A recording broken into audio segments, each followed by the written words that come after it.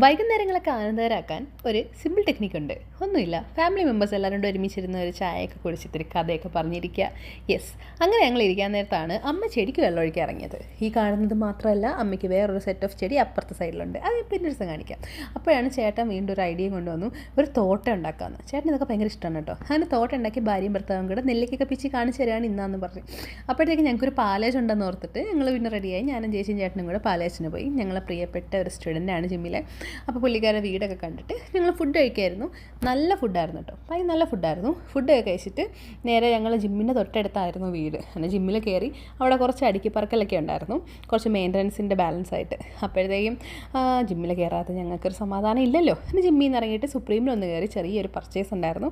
അപ്പോൾ മിച്ചുവിനൊരു മുട്ടയൊക്കെ വാങ്ങിച്ച് മിച്ചം തിന്നിട്ടിരിക്കുകയാണ്. പിന്നെ വീട്ടിൽ നിന്നപ്പോൾ അമ്മ സീരിയലൊക്കെ കണ്ടിന് വിഷമിക്കുകയാണ്.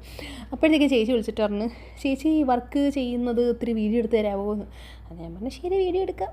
അങ്ങനെ ചേച്ചി ചെയ്യുന്ന വർക്കൊക്കെ വീഡിയോ എടുത്തിട്ട് ഇന്നത്തെ വീഡിയോ കഴിയാണ് ഗൈസ്. ബൈ.